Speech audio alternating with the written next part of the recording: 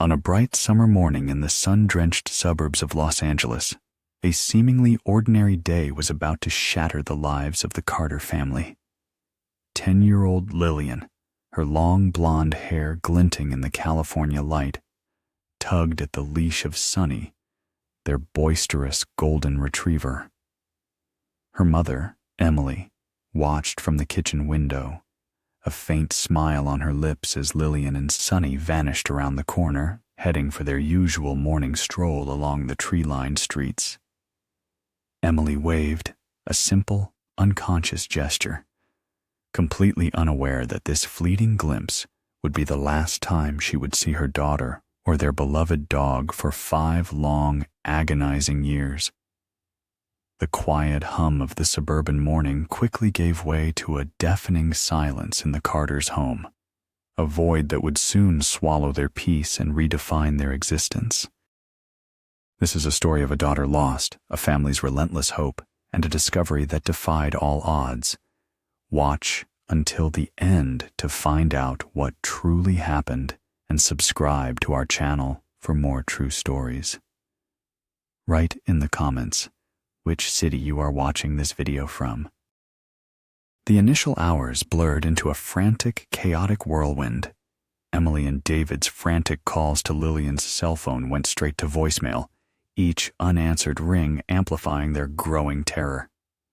Within moments, the quiet suburban street was alive with the flashing lights of police cruisers and the anxious whispers of neighbors.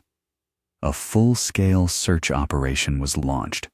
Officers, aided by K-9 units, meticulously combed every inch of the immediate neighborhood, expanding their grid to include nearby parks, drainage ditches, and undeveloped land. Volunteers, touched by the family's plight, descended upon the area, forming search parties that moved through the dense brush and along creek beds, their hopeful calls of Lilyan echoing through the canyons. Days turned into a week, then 2. The initial surge of public sympathy began to wane, replaced by a grim reality. Despite countless hours of searching, exhaustive interrogations, and widespread media appeals, not a single tangible clue emerged. There were no discarded shoes, no dropped leashes, no witnesses who remembered seeing a small girl with a golden retriever after that fateful morning. The case, once burning with urgency, slowly, agonizingly, began to grow cold. The police department assigned a small team to the missing persons file, but the daily updates dwindled, replaced by sympathetic silences and the unspoken acknowledgement that hope was a finite resource. For Emily and David, each passing sunrise that did not bring their daughter home was another blow, chipping away at their resolve. The silence in Lilyan's empty room became an unbearable weight, a constant reminder of the vibrant presence that had simply vanished without a trace. 5 long, desolate years had etched themselves onto the very fabric of Emily and David Carter's lives, carving lines of sorrow where laughter once resided. The vibrant colors of their world had faded to muted grays, each passing season a cruel reminder of the one that had stolen their daughter.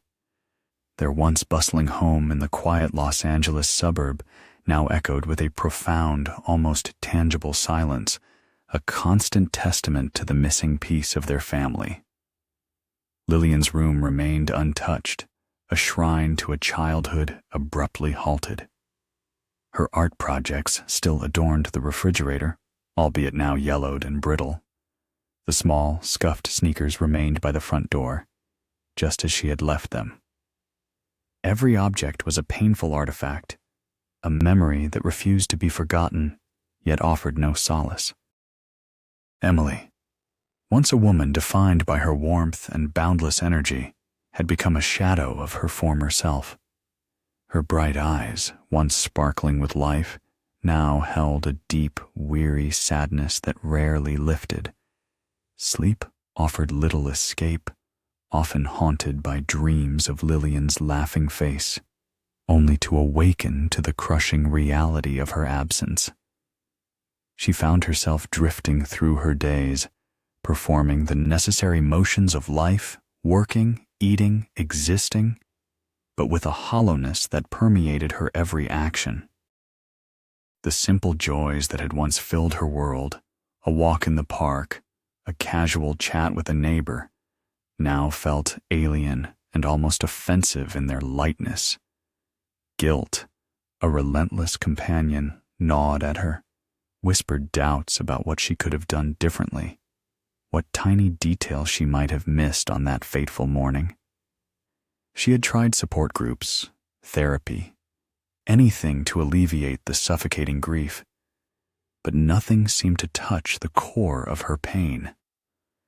Every anniversary of Lilyan's disappearance, every birthday that passed without her, was a fresh wound, tearing open scars that refused to heal. David, equally devastated, retreated into himself, burying his anguish beneath a facade of stoicism. His once easygoing nature had been replaced by a quiet intensity, a perpetual tension in his shoulders that even sleep could not fully release. He immersed himself in his work, finding a temporary distraction in the demanding routines of his profession. But the moments of respite were few and far between. He would often find himself staring blankly at the television, not truly seeing, his mind replaying the last moments he saw Lilyan, dissecting every word, every glance, searching for a sign, a premonition, anything that might have forewarned them of the impending tragedy. He carried the burden of protecting his family, a burden he felt he had failed. He saw Emily's quiet suffering and longed to ease her pain, yet felt utterly powerless, trapped in his own cycle of grief and helplessness. Their shared sorrow, while connecting them in a profound way, also created a chasm, each lost in their individual battle with an unbearable loss. The suburban community, which had rallied around them in the initial days of the search, eventually moved on. Sympathetic glances became fewer, the questions about Lilyan grew less frequent. Life, as it always does, continued for everyone else, a stark contrast to the stagnant grief that held the Carters captive. They appreciated the kindness, but the passage of time only highlighted their isolation, their family frozen in a moment of agonizing uncertainty while the world around them spun forward. Holidays were particularly brutal. The empty chair at the dining table, a gaping wound, the absence of Lilyan's excited chatter, a deafening silence. Birthdays were acknowledged with quiet, tearful moments, a silent acknowledgement of the milestones their daughter was missing, the young woman she was becoming, somewhere out there, or perhaps nowhere at all. Hope, once a vibrant flame, had dwindled to a flickering ember, barely visible in the encroaching darkness. They lived in a perpetual state of limbo, unable to fully grieve, yet unable to truly believe in a miracle. The question of Lilyan's fate hung heavy in the air of their home, an unanswered prayer, a silent scream, and amidst their despair, the memory of Sunny, the loyal golden retriever who had vanished alongside her, remained a secondary yet equally painful mystery, compounding the enigma of that ordinary summer morning 5 years prior. 5 years and 3 months after Lilyan Carter's vanishing, a man named Robert Jenkins found himself in the rugged foothills on the fringes of the vast Los Angeles sprawl. Robert was not a casual hiker. He was an experienced hunter, a man deeply familiar with the silent, often hidden rhythms of the wilderness that bordered the city's concrete edges. It was a crisp autumn afternoon, the air carrying a hint of the coming winter, and Robert was pursuing deer, a pastime that required immense patience and an acute understanding of the terrain. he had brought with him his advanced thermal imaging drone, a tool he relied upon to detect the subtle heat signatures of wildlife through dense foliage and over long distances. It was a piece of technology that had, on countless occasions, given him an unseen advantage in his quiet pursuit. He guided the drone with practiced ease, its rotors a low hum against the backdrop of rustling leaves and distant city noise. The small screen on his controller displayed a mosaic of blues, greens, and oranges, translating the landscape into a map of varying temperatures. For hours, he had been meticulously scanning the more remote, less frequented ravines and overgrown trails, areas where deer were known to graze undisturbed. The sun began its slow descent, painting the sky in fiery hues, and Robert considered packing up for the day, but a persistent hunter's instinct urged him to make one last pass over a particularly dense thicket nestled deep within a hidden canyon. As the drone banked, its thermal camera swept across the almost impenetrable undergrowth. Suddenly, a distinct and unusual heat signature flared on the screen. It was not the elongated, low-lying shape of a deer, nor the diffuse warmth of a sun-baked rock. This was a compact, intensely bright orange blob, sharper and more defined than anything he had encountered so far, and crucially, it was stationary. Animals, even resting ones, tended to shift, their heat patterns subtly altering. This one remained steadfast, almost unnaturally still. His heart gave a curious thump.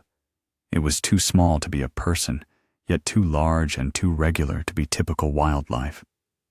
Curiosity, a powerful motivator for any outdoorsman, compelled him to investigate further. With a slight adjustment of the controls, Robert nudged the drone lower, bringing it in for a closer look. The image on his screen resolved with greater clarity. The bright orange mass now revealed distinct contours. He zoomed in, the pixelated warmth slowly forming into a recognizable shape. And then he saw it, or rather, he saw him. A dog. A large, matted, golden-colored dog, its fur tangled with burrs and debris, but undeniably a golden retriever. The animal was sitting patiently, almost serenely, its head tilted slightly, as if listening to something only it could hear. Robert felt a jolt of disbelief. A dog, this far out, alone and seemingly tethered? It was deeply unsettling. He navigated the drone around the animal, confirming his suspicions.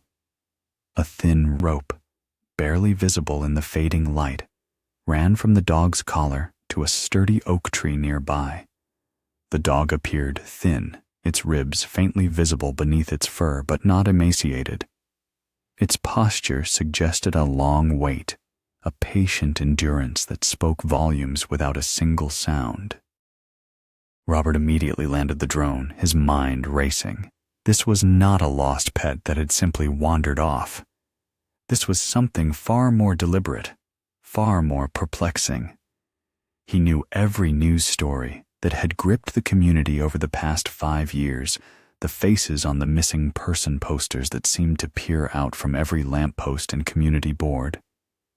He thought of the little girl, Lilyan Carter, and her golden retriever, Sunny, who had vanished without a trace all those years ago.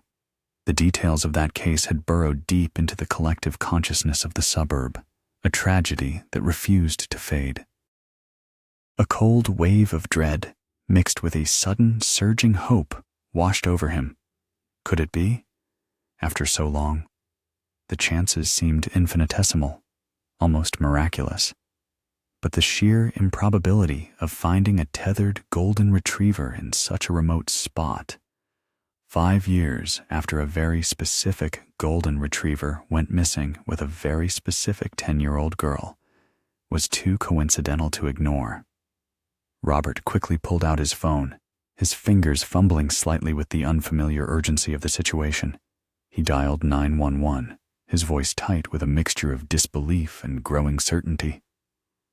"I think I've found something," he began. "Something important. A dog. I think it's Sunny."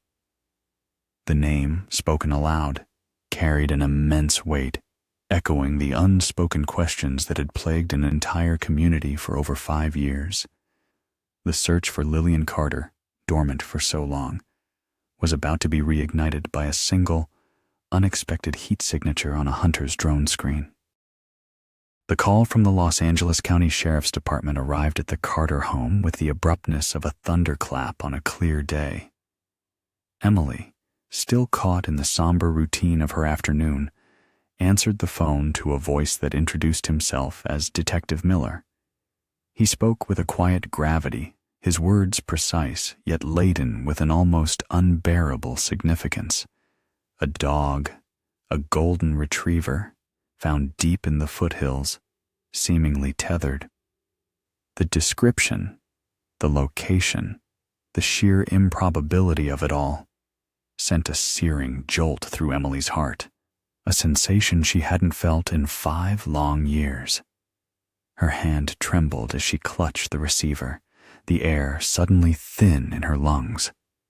She listened as the detective explained the hunter's discovery, the thermal imaging, the undeniable visual confirmation. Could it truly be Sunny? After all this time, after countless dead ends and a creeping despair. Within the hour, Emily and David were on their way to a county animal shelter, their journey a silent, nerve-wracking procession. Each mile felt like a year, each turn of the wheel bringing them closer to either a crushing disappointment or an impossible miracle. When they arrived, Detective Miller met them, his expression carefully neutral, betraying nothing. He led them down a quiet corridor, the air filled with the faint, comforting scent of disinfectant and animal fur. And then, through the wire mesh of a kennel, Emily saw him. It was Sunny, unmistakably him, despite the dirt and the obvious signs of a prolonged existence outdoors. His golden fur, though matted in places, still held its characteristic warmth. His eyes, though tired, possessed the same gentle intelligence she remembered. A choked sob escaped Emily's throat as she sank to her knees before the kennel. Sunny, upon recognizing her scent, emitted a low, quivering whine, a sound of profound relief and an almost disbelieving joy. He pressed his nose against the wire, his tail beginning a slow, tentative wag, a movement that gradually gained momentum until his entire body trembled with it. David knelt beside Emily, his own eyes welling up, reaching a hand through the mesh to stroke the familiar, soft fur. It was an astonishing, heartbreaking reunion. A piece of their shattered past miraculously returned. A veterinarian, Dr. Eleanor Vance, then joined them, stepping forward with a quiet, professional demeanor. She had been examining Sunny since his arrival, conducting a thorough assessment of his condition. Her initial findings were a perplexing mix. Sunny was undeniably thin, his frame showing the effects of prolonged exposure and a less than ideal diet. But he was not emaciated in the way a truly neglected or lost animal would be after 5 years. He carried several minor abrasions and some patches of rough, dry skin consistent with living outdoors, but there were no deep wounds, no signs of severe trauma or prolonged starvation. His coat, though tangled, was not infested with fleas or ticks to an extreme degree, suggesting some level of minimal grooming. What truly puzzled Dr. Vance, and in turn sparked a fresh wave of hope and a flurry of questions for Emily and David, was the clear evidence that Sunny had been regularly fed. His stomach showed signs of consistent, though perhaps not high-quality, sustenance. His nails, while long, were not overgrown to the point of causing him pain or impeding his movement. hinting at some activity or perhaps even intermittent trimming. Furthermore, his overall demeanor, while initially subdued, was not that of a feral or completely wild dog. He was wary, yes, but not aggressive, accepting human touch and reacting to Emily and David with immediate recognition and affection. This suggested continuous, albeit strange, interaction with people. He wasn't a wild animal living off the land. He was a pet who had been cared for in some fashion by someone. This revelation was a double-edged sword. On one hand, it meant Sunny had survived, and if Sunny had survived under someone's care, then perhaps, just perhaps, Lilyan had too. The very thought, after 5 years of believing the worst, was almost too overwhelming to bear. But on the other hand, it presented a chilling new mystery. Who had kept Sunny? Why had they kept him tethered in such a remote location? And if they had kept Sunny, what did they know about Lilyan? The joy of Sunny's return was immediately tempered by a fresh wave of terror and a renewed, agonizing uncertainty. The quiet hope that had been relit by the hunter's discovery now burned brighter, but it was a hope intertwined with a terrifying new set of unanswered questions that suddenly pointed not to a simple disappearance, but to a deliberate, hidden act. The long, silent vigil for Lilyan Carter was over, replaced by an urgent, terrifying pursuit of a truth that had been carefully concealed for over half a decade. Sunny's return to the Carter home was, initially, a balm to Emily and David's wounded souls, a tangible piece of their past, finally restored. The silence that had permeated their house for 5 years was now punctuated by the gentle clatter of Sunny's paws on the hardwood floors, the soft thud of his tail against the couch, and the occasional contented sigh. Yet, as the initial euphoria of his presence began to settle, a new layer of perplexity, and then a strange, unsettling determination began to emerge. Sunny was home, but he was not entirely the same dog. His physical recovery was remarkably swift. Under the careful attention of Emily and the veterinarian, he regained weight, his golden fur regained its luster, and the light in his eyes slowly returned. But his behavior, while affectionate towards his family, was marked by an undeniable peculiarity. He seemed restless, driven by an unseen urgency. He would often pace the living room in tight circles, his nose to the ground, sniffing intently at the carpet as if trying to pick up a forgotten scent. More strikingly, he developed a persistent habit of gravitating towards the front door, standing by it, his body tensed, his head cocked, and letting out soft, mournful whines. Sometimes he would scratch at the door with a paw, not aggressively, but with a pleading, insistent motion, as if begging to be let out, to go somewhere specific. Emily, ever attuned to the nuances of animal behavior, began to observe him with a focused intensity. She noticed that the scratching and whining were not random. They seemed to occur most often in the late afternoons, around the time Lilyan would have returned from school, or when the sun began to dip towards the western horizon, casting long shadows. It was almost as if Sunny was anticipating something or trying to recreate a past routine. He would stare out the window overlooking the street, his gaze fixed on the corner where he and Lilyan had last disappeared. This was the same direction, Emily realized with a jolt, from which he and Lilyan had always returned from their walks. One evening, as Emily sat on the floor, gently brushing Sunny's now soft fur, she absent-mindedly hummed a lullaby she used to sing to Lilyan. Sunny's head snapped up. His ears swiveled. His tail gave a single tentative wag, and he nudged her hand, looking at her with an intensity that spoke volumes.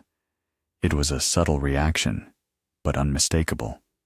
Later, David, trying to comfort Emily during a particularly difficult moment, whispered Lillian's full name aloud. Lilyan Carter. Sunny, who had been dozing by the fireplace, suddenly lifted his head, his ears perked, and he let out a soft whimper, his gaze darting towards the door again. These were not isolated incidents. Emily and David began to test their theory cautiously. They would mention Lillian's favorite toy, a worn stuffed rabbit, and Sunny would immediately become alert, his eyes searching, then gravitate towards Lillian's untouched room. If they spoke about the park, he would pace towards the back door leading to the yard, then abruptly turn towards the front. He seemed to respond to specific words and phrases associated with Lillian and their walks, his reactions a curious blend of anticipation and frustration. It was as if he understood, but lacked the means to communicate what he knew. Detective Miller, while cautiously optimistic about Sunny's potential as a lead, remained grounded in police procedure.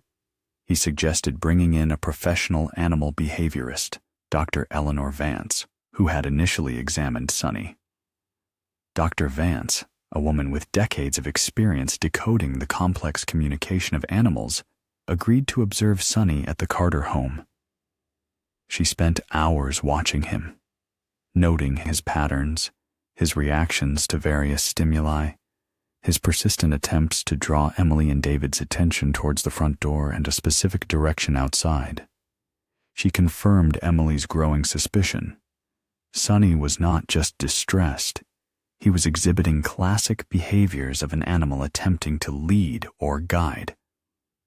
He was displaying what was known as directional signaling, a determined effort to convey information about a location or a path.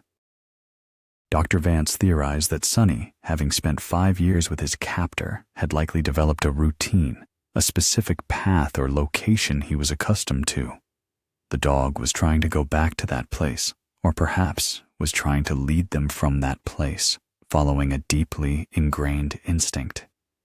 The fact that he was so focused on the general direction from their home, the direction of his disappearance, suggested a proximity that defied the 5-year gap.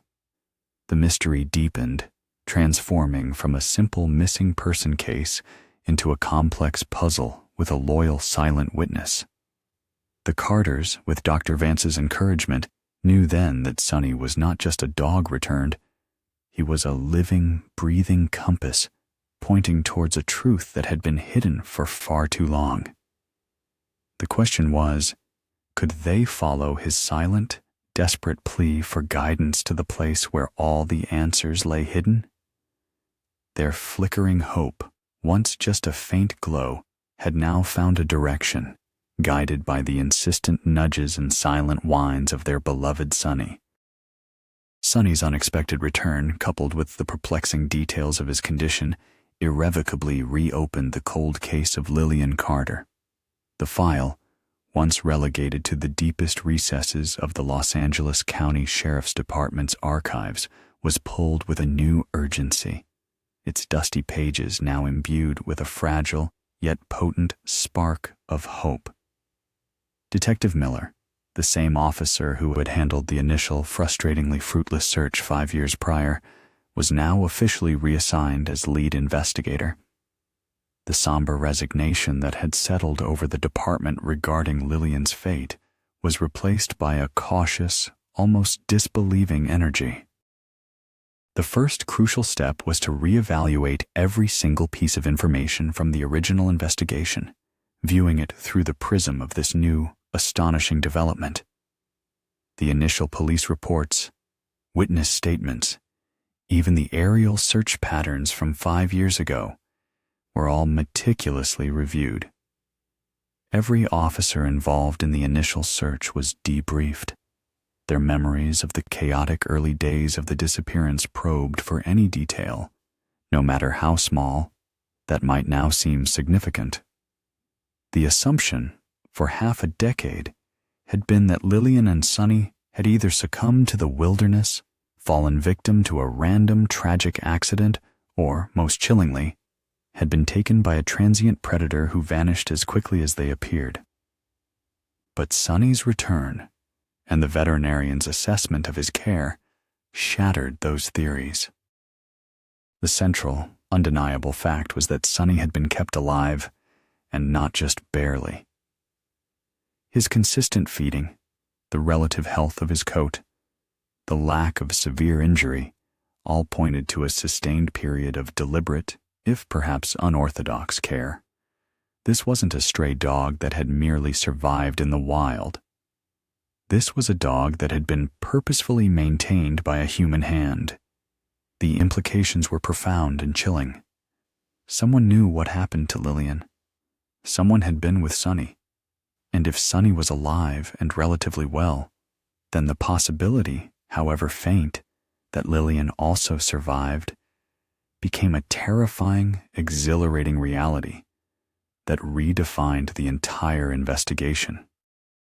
Detectives began to construct new theories, discarding old ones with a renewed focus. The most prominent theory now revolved around a form of abduction and hidden confinement. Who would take a child and a dog, and then keep the dog alive, albeit tethered in a remote location? This suggested a highly unusual, possibly disturbed individual. They considered several profiles. The isolated individual, someone living off the grid, perhaps a survivalist or a hermit, who stumbled upon Lilyan and Sunny and, for reasons unknown, decided to keep them. This profile fit the remote location where Sunny was found. The mentally unstable caretaker, an individual suffering from a delusion or a severe mental illness, who might genuinely believe they were caring for Lilyan and Sunny, perhaps seeing themselves as their protector or savior.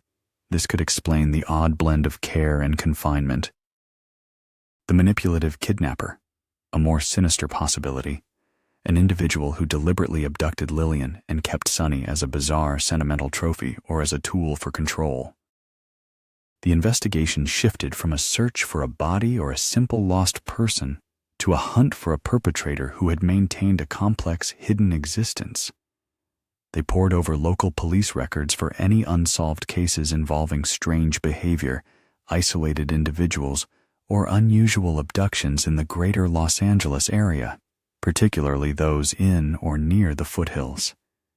They consulted with criminal psychologists to build a profile of the type of person who might engage in such prolonged, secretive confinement. They also revisited every single person interviewed during the initial investigation, no matter how insignificant their role, seeking to identify anyone whose behavior, statements, or connections might have seemed odd in retrospect, but were dismissed at the time.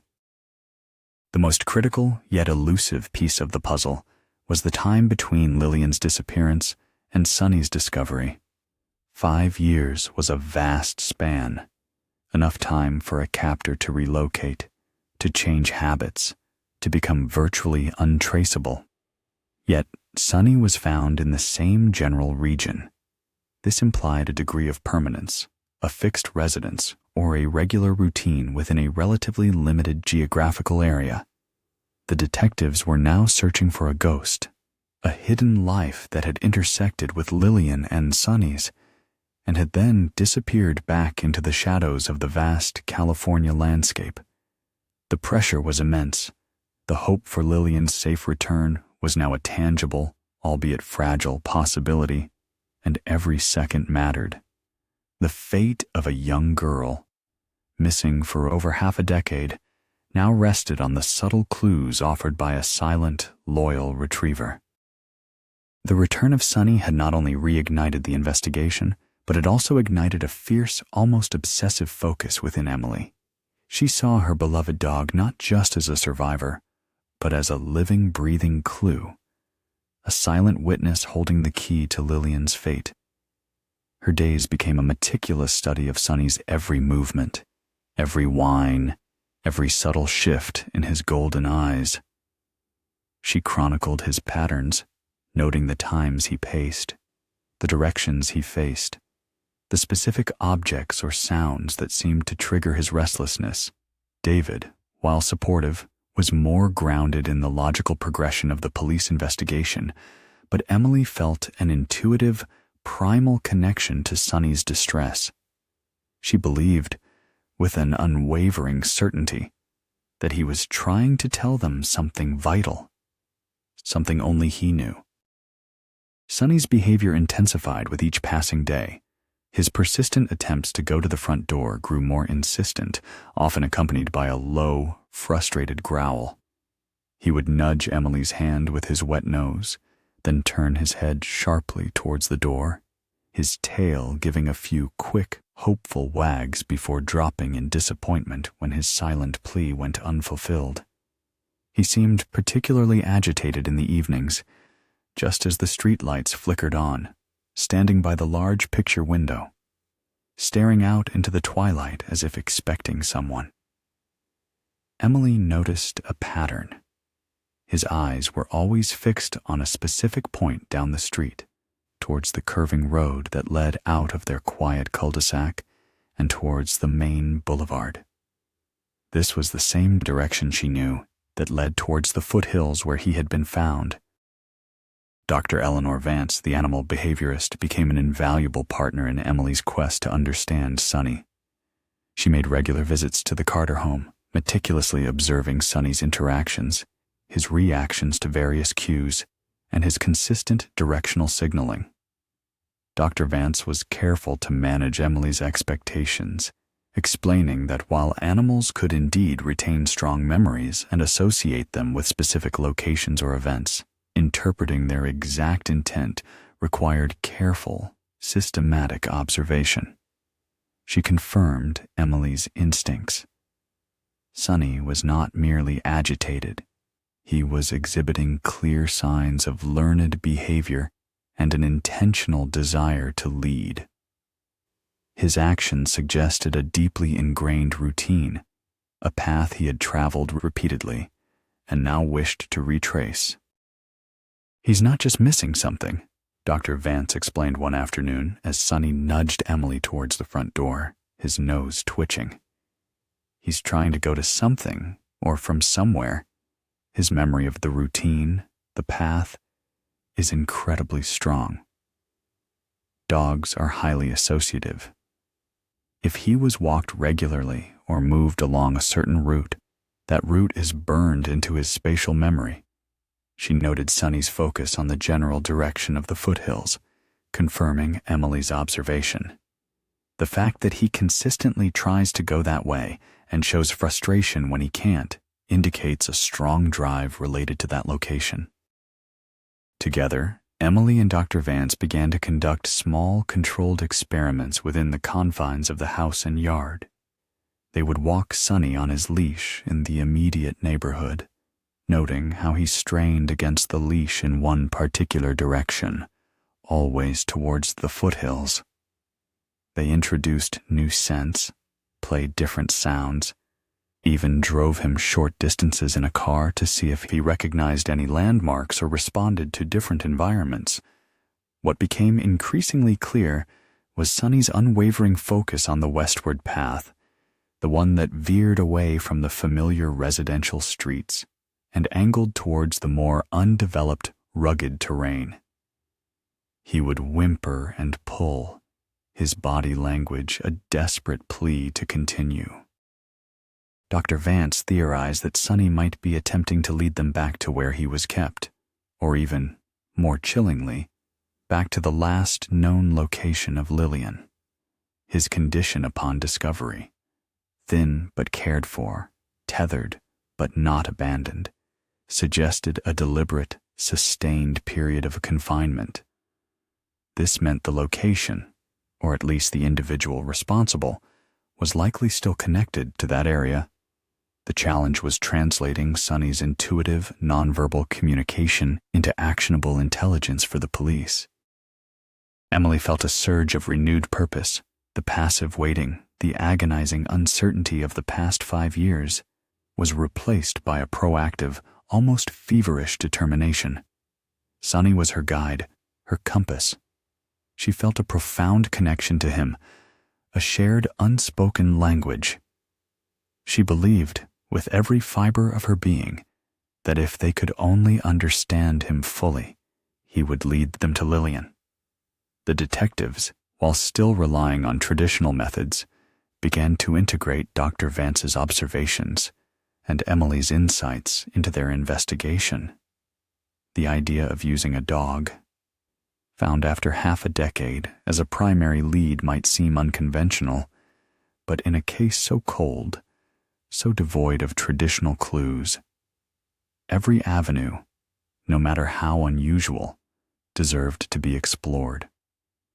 The quiet desperation that had marked the Carter home was now infused with a fragile, yet fierce hope, pulling them towards an unknown, yet increasingly tangible truth. The decision to use Sunny as a living compass, while unconventional, became the most logical and compelling path forward for the reinvigorated investigation. Emily's unwavering belief in her dog's ability to lead them, coupled with Dr. Vance's expert analysis of Sunny's directional signaling, provided the necessary scientific and emotional impetus. Detective Miller, pragmatic yet desperate for a breakthrough, gave the green light. The next morning, a small, highly specialized team assembled at the Carter home, a mix of law enforcement, animal behavioral experts, and Emily herself, her heart pounding with a mixture of dread and a fierce, almost unbearable hope. The strategy developed by Dr. Vance and the police canine unit involved a meticulous, slow-paced tracking operation. Sunny would be equipped with a lightweight, specialized harness that incorporated a global positioning system tracker, allowing his exact movements to be digitally recorded and mapped in real time on a tablet carried by Detective Miller. This would ensure that every subtle turn, every pause, every shift in direction would be logged with precision. A professional canine handler, Officer Mark Jensen, a man with a quiet demeanor and decades of experience working with tracking dogs, was brought in to assist. His role was not to lead Sunny, but to observe, to manage the leash with a light touch, ensuring Sunny felt no pressure other than his own innate drive to guide. Emily, considered an essential component due to her unique bond with Sunny, would walk directly behind the handler, offering familiar comfort and subtle encouragement to her beloved dog. David remained behind, a silent sentinel, his role to support Emily and await news, his anxiety a palpable force. The initial hours of the track were slow, painstaking.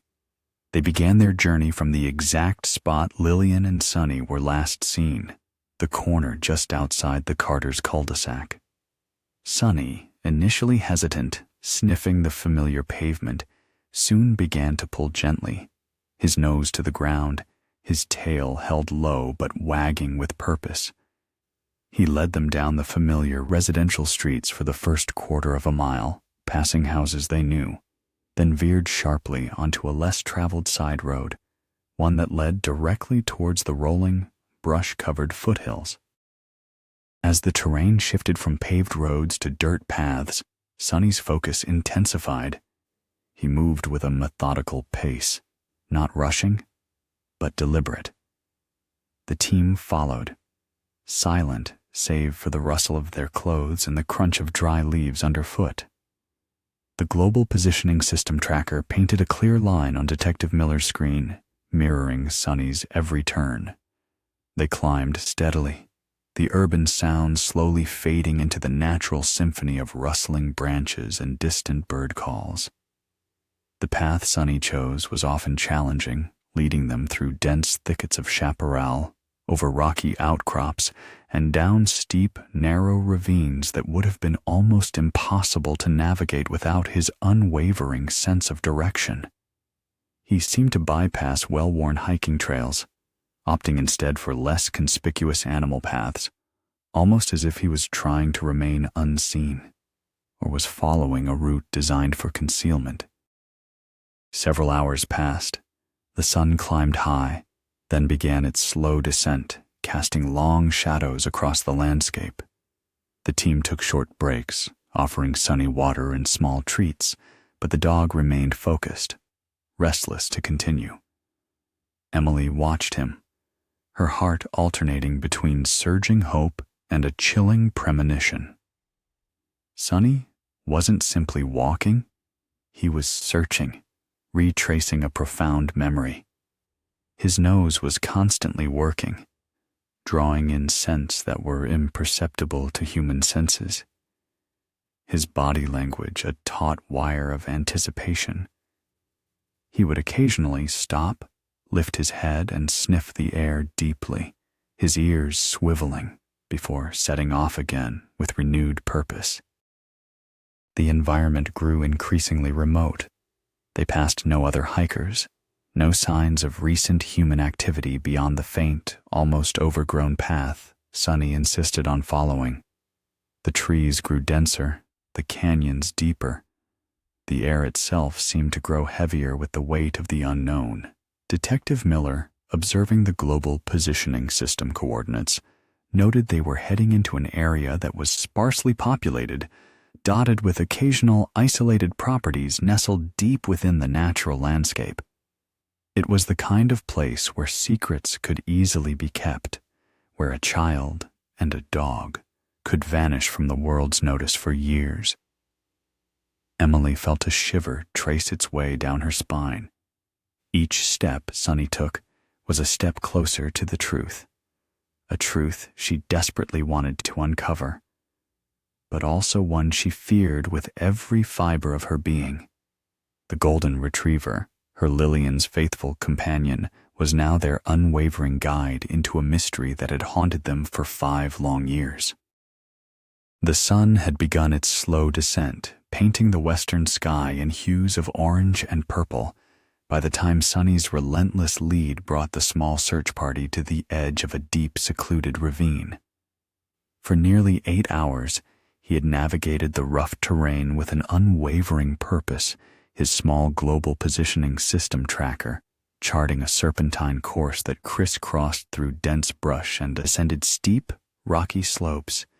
Emily's legs ached, her lungs burned, but the adrenaline coursing through her veins kept her moving, her eyes fixed on Sunny's determined form.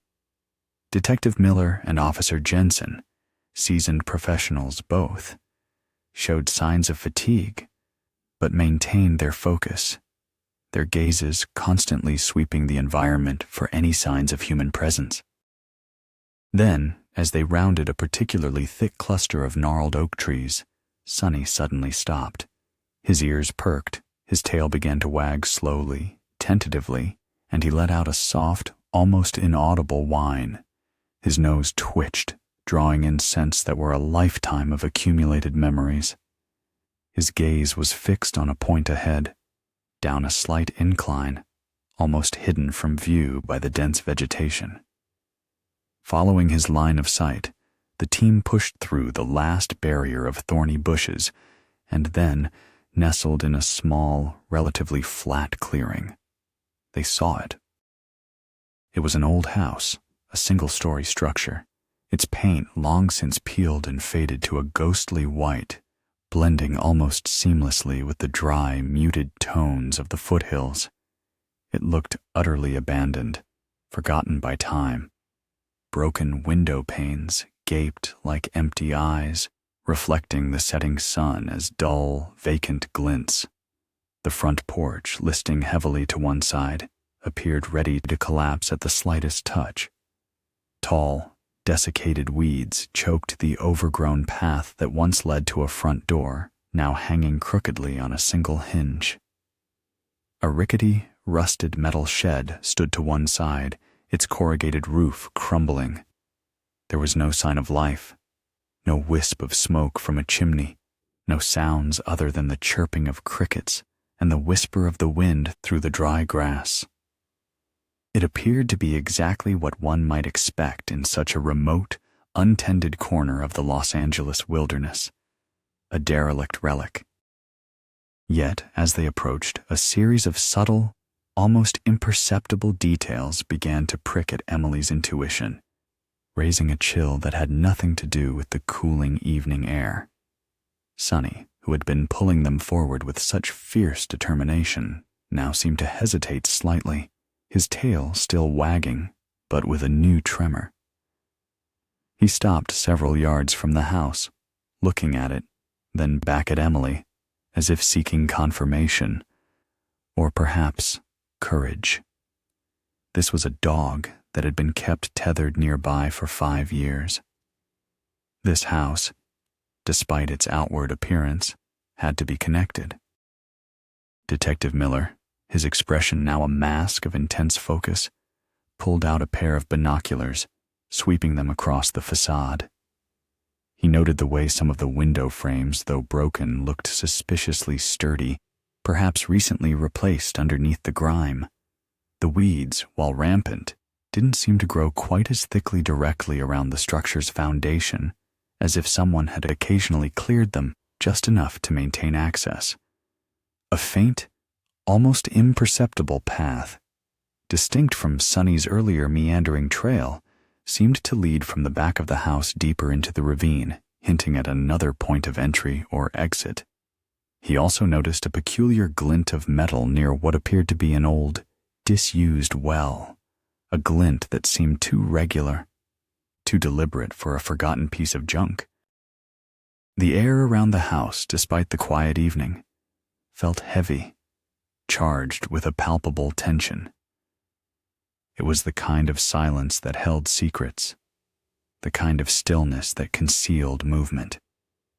This house, perched in its isolated clearing, approximately 20 miles from the Carters' suburban home, did not feel truly abandoned.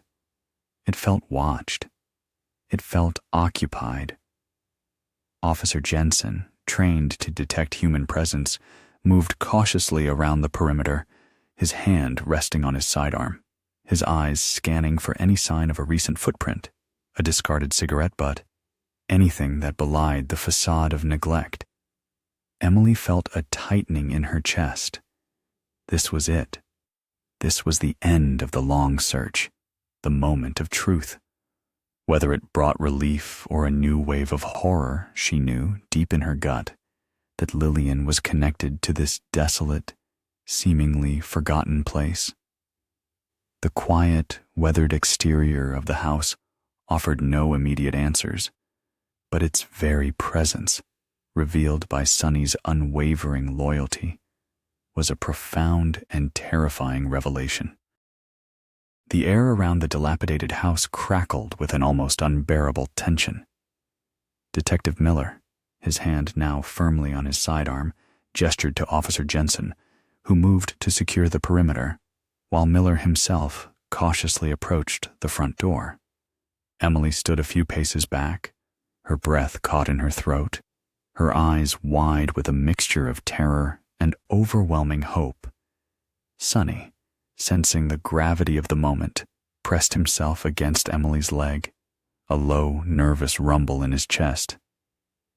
The silence of the remote clearing felt impossibly loud, amplifying the thudding of Emily's own heart. With a practiced movement, Detective Miller pushed the hanging front door inward. It groaned on its single hinge, revealing a cavernous, dust-filled entryway. The interior was shrouded in shadow, the broken windows offering little light. The air inside was stale, heavy with the scent of damp earth, decay, and something else.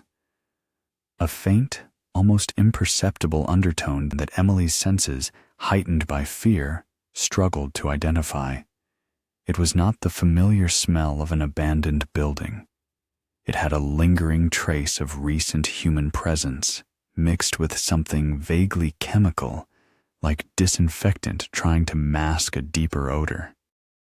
Miller, flashlight beam cutting through the gloom, entered first, his steps slow and deliberate, his gaze sweeping every corner. Officer Jensen followed closely, covering the rear.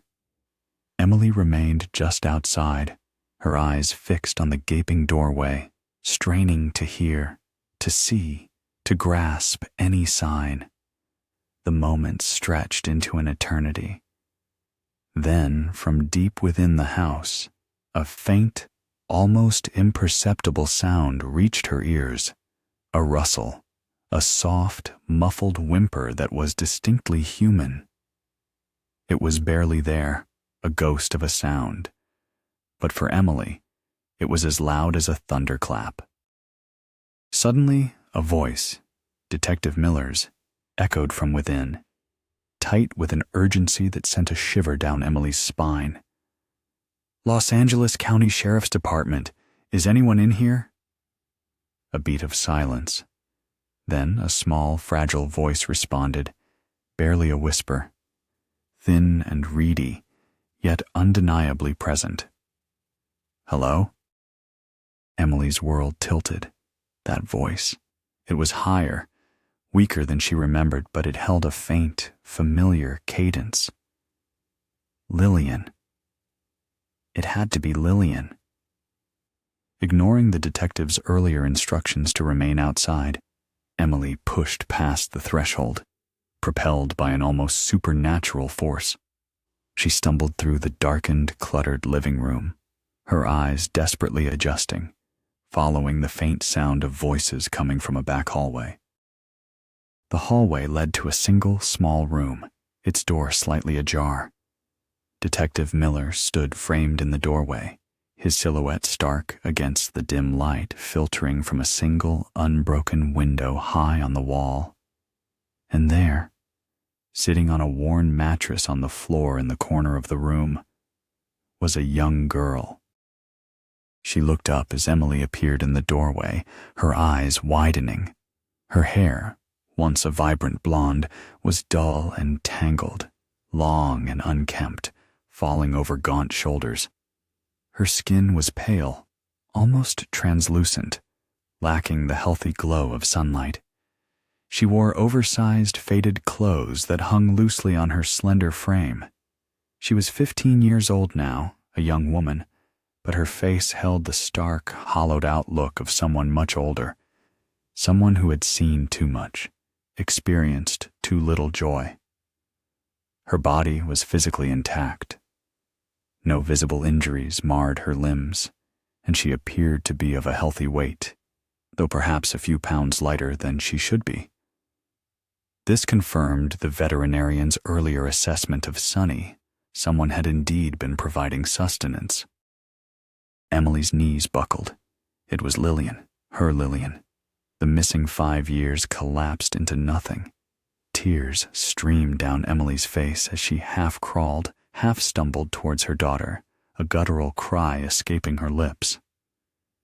Lilyan flinched, a subtle, almost imperceptible movement, but one that spoke volumes about her current state. She did not immediately rush into Emily's arms. Instead, her eyes, wide and apprehensive, surveyed Emily and the uniformed officers, a strange, guarded expression on her face.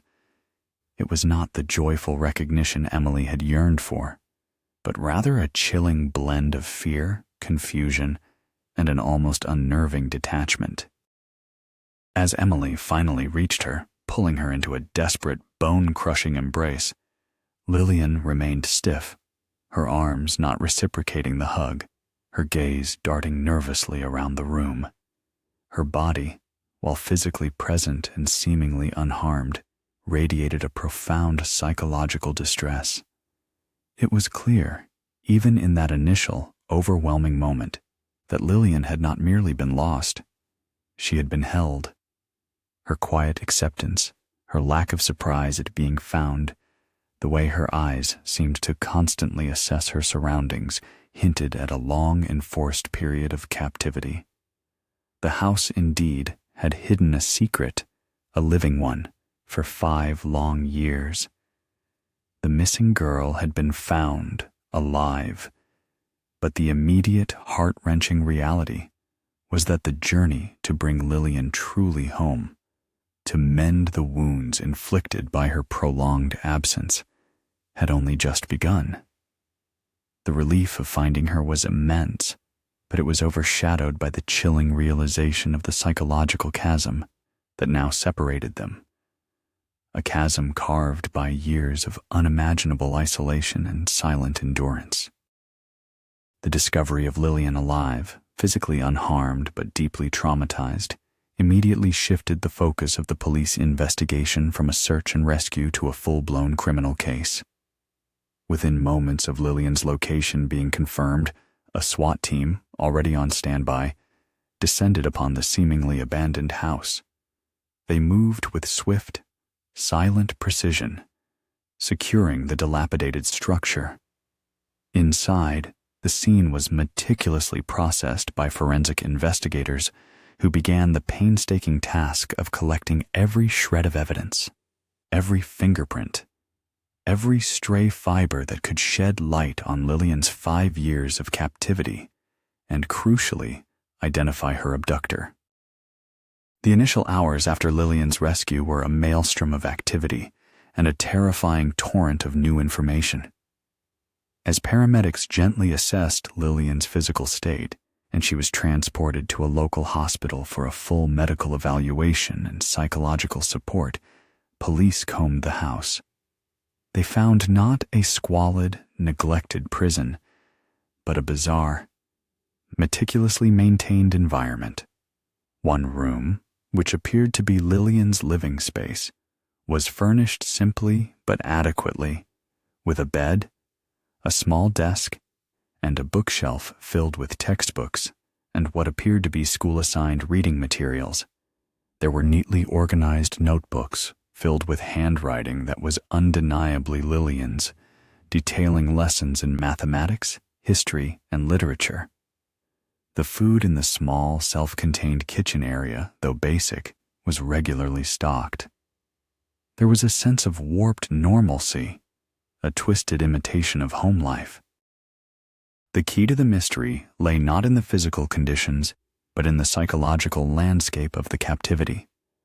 Among the notebooks, investigators discovered a series of journals written in a florid, almost poetic hand, detailing a skewed philosophy. The journals belonged to a woman named Eleanor Harper. A quick search of the police database and the local school system records yielded a chilling connection. Eleanor Harper was, or rather had been, Lilyan's 5th-grade English teacher 5 years prior. She had resigned abruptly from her position just a few weeks after Lilyan's disappearance, citing personal health reasons. She had vanished from public life as completely as Lilyan had.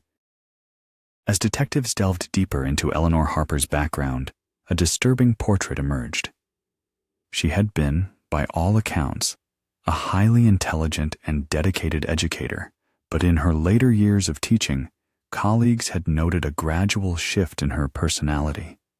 She had become increasingly withdrawn, overly attached to certain students she deemed gifted, and had developed a peculiar disdain for the public education system, believing it corrupted and diluted the true potential of brilliant young minds.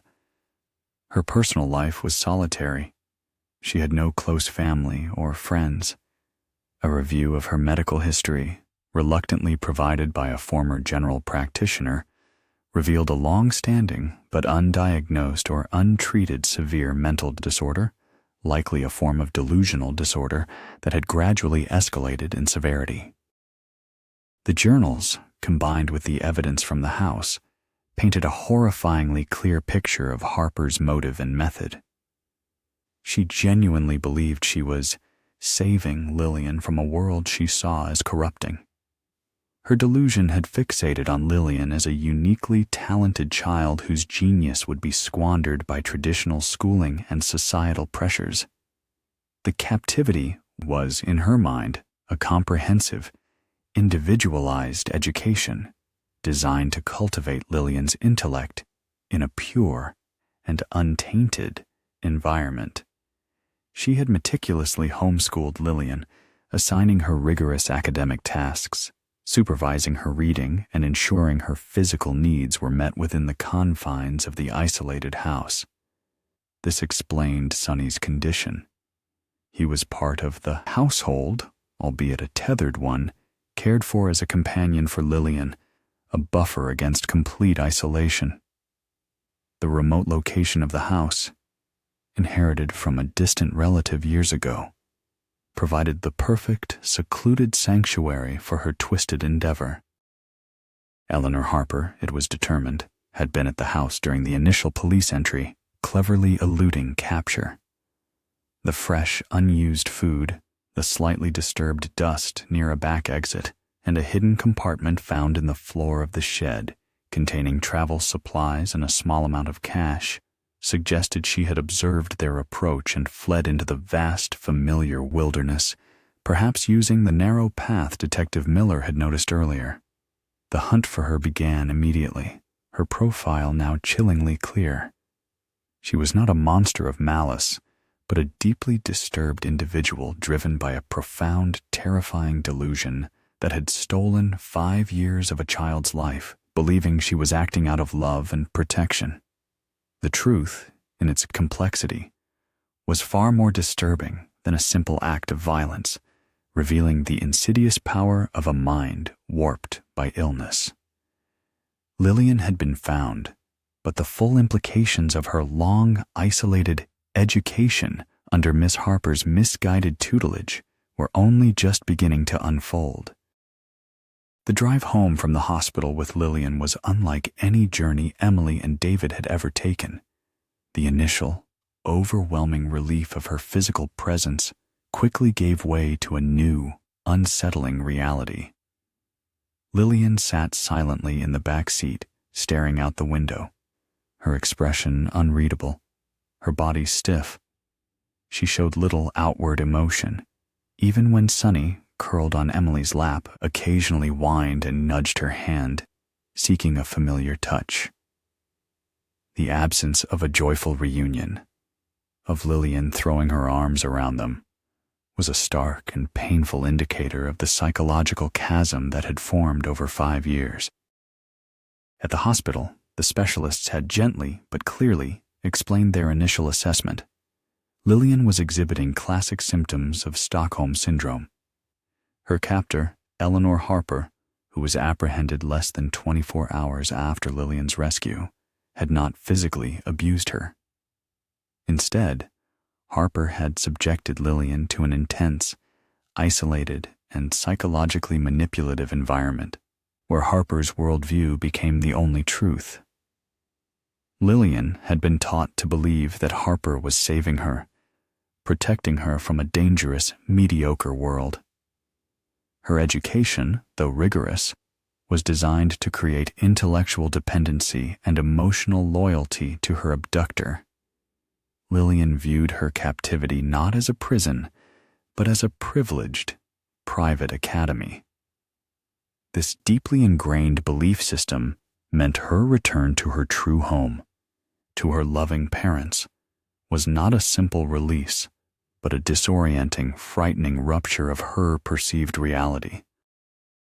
Back in their familiar house, every object was a ghost of Lilyan's past life, yet alien to the young woman she had become. Her untouched room, once a comforting sanctuary, seemed to overwhelm her.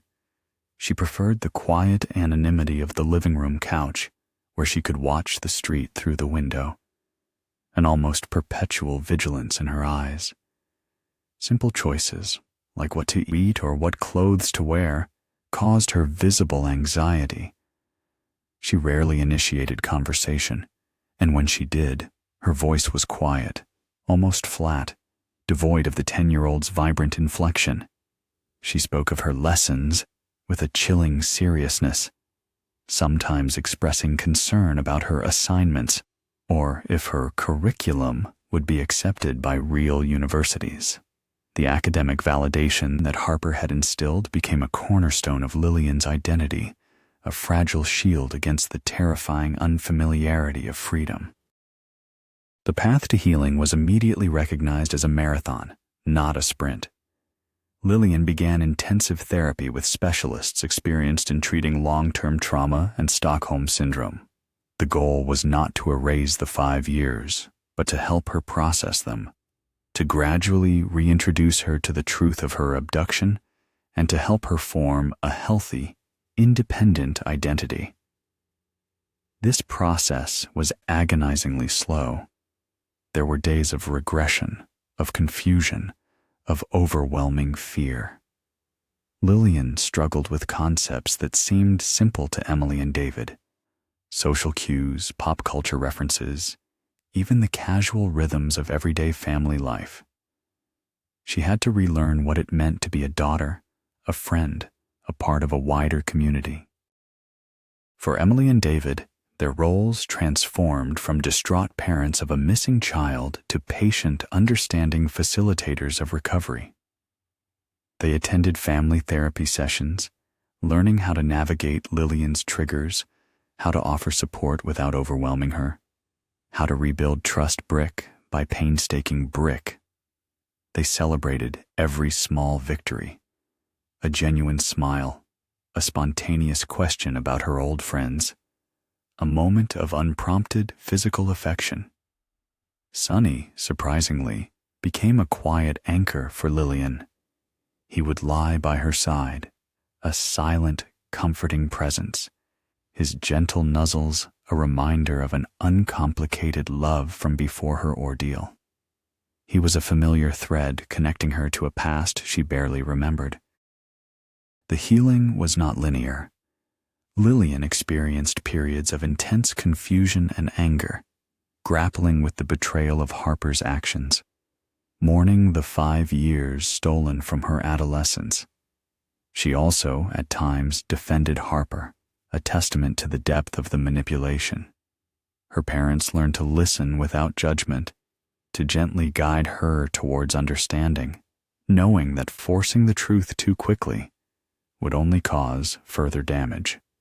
The scars of her captivity were not visible on her skin, but they ran deep within her psyche, shaping her perceptions and her sense of self.